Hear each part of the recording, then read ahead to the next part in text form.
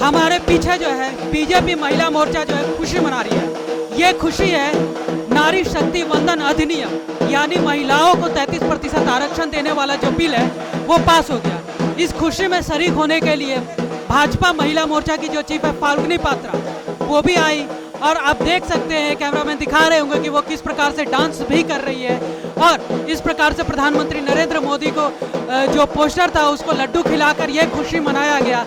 इस दौरान फाल्गुनी पात्रा और बीजेपी की जो पहले पूरी महिला टीम है वो खुशी मना रही है, नाच रही है और ये कहीं ना कहीं चुनाव से पहले बीजेपी के लिए एक बड़ा फैक्टर भी साबित होने वाला है। इस दौरान बीजेपी की महिला मोर्चा की चीफ जो है फाल्गुनी पात्रा ने न सिर्फ सोनिया गांधी बल्कि तमाम विपक्षी दलों पर प्रश्न उठाया, जो प्रश्न उठा रहे थे और बोल रहे थे कि ये पूरी तरह से राजनीति से प्रेरित है। लेकिन खुशी तो मना रहे क्योंकि मोदी है तो मुमकिन है। जो कांग्रेस बोल रहा है ना उसका सपना था, सपना पूरा करने के लिए कौन उसी समय बाधा दिया था उसको?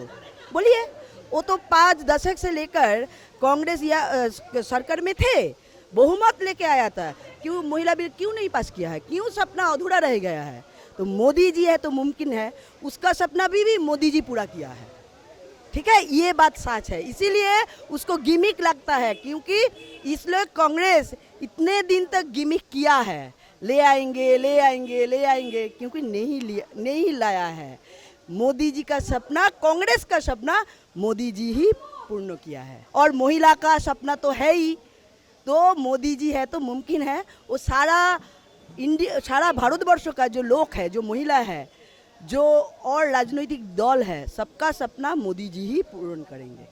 तेजस्वी यादव जो हैं वो बोल रहे थे कि आज 50% आरक्षण दे दीजिए महिलाओं को, लेकिन ओबीसी और मुस्लिम जो अल्पसंख्यक समुदाय की महिलाएं हैं उनको भी इसमें शामिल कर दिया है। देखिए, ओबीसी का तो आरक्षण है ही, तो वो आरक्षण क्या होगा क्या नहीं होगा वो तो आईन होगा, उसके बाद वो तय किया जाएगा। तो इस बारे में हम लोग अभी कुछ नहीं बोल सकते हैं। ठीक है, कांग्रेस इसी को लेकर उठा रही है कि ये जो 2024 में तो इसका फायदा मिलेगा नहीं, बीजेपी सीट बढ़ाएगी, कब बढ़ेगा कब होगा, 2029 में भी उन लोगों को संदेह है। देखिए, उसका तो संदेह होगा ही क्योंकि वो संदेह का काम किया है, वो बोला है, वो पास नहीं किया है, लेकिन मोदी जी आया है तो वो पास भी होगा। 370 क्यों सपने में भी नहीं सोचा था कि वो पास हो जाएगा, हुआ ना, तो ये भी होगा। 3 तलाक कांग्रेस किया था, वो तो महिला को लिए ही है ना, वो ओबीसी महिला, मुस्लिम महिला जो बोल रहे हैं उसका सपना कौन पूर्ण किया है? वो मोदी जी है ना। 3 तलाक कौन वो उठा दिया है? मोदी जी।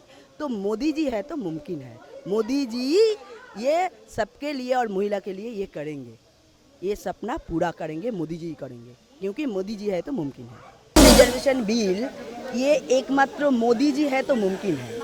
कांग्रेस बोल रहा है ये बिल हमारा है, हम लोग नहीं बोला है वो बिल उसका नहीं है, ये बिल उसका ही है। 5 दशक से ये बिल कांग्रेस ने क्यों नहीं पास किया था? वो तो सरकार में थे, बहुत दिनों से थे, अच्छे मैंडेट लेके थे। राजीव गांधी का समय 400 मैंडेट था उसके पास, और भी आगे मैंडेट उसके पास था, लेकिन क्यों नहीं? राज्यसभा में आया लेकिन लोकसभा में वो लोग पास नहीं किया। तो ये कांग्रेस का गिमिक था।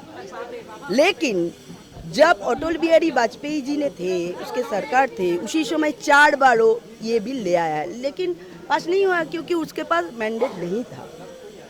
उसके बाद मोदी जी, देखिए, एक महिला के लिए 3 तलाक, जो महिला का ही, जो हमारा मुस्लिम लोगों का जो बहन है उसके लिए मोदी जी साहसी जो पदक्षेप, वो 3 तलाक बिल वो ले आया है। उसके बाद महिला आरक्षण बिल 33% वो मोदी जी ले आया है क्योंकि उसका ये सद इच्छा था, इसीलिए वो ये बिल ले आया। लेकिन जो लोग बोल रहा है ये हमारा सपना है, सपना तो थे लेकिन गिमिक भी थे, इसीलिए वो बिल पास नहीं हुआ है। उसके पास मैंडेट रहने तक तभी भी वो बिल पेश नहीं हुआ है।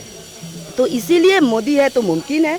आज लोकसभा राज्यसभा में वो बिल पास हो गया है, तो इसीलिए आज हम लोग जो माँ बहनें हैं यहाँ से है, कि मोदी जी के धन्यवाद देने के लिए। हमारे साथ बीजेपी महिला मोर्चा की जो चीफ थी फाल्गुनी पात्रा थी, उन्होंने सीधा सीधा बताया कि मोदी जी ने ही कांग्रेस जो कई सालों से सपना देख रही थी उस सपने को भी पूरा किया, और आज इसी को लेकर वो कहीं ना कहीं महिलाओं का जो सपना पूरा हुआ है, और बीजेपी के कार्यकर्ता जो थे, बीजेपी की महिला मोर्चा जी थी, उसी की खुशी मना रही थी। और यहाँ पर साफ साफ सभी जो बीजेपी के कार्यकर्ता, महिला कार्यकर्ता आई थी, उनके चेहरे पर वो खुशी साफ साफ झलक रही थी कि उनको 33% आरक्षण मिलने वाला है।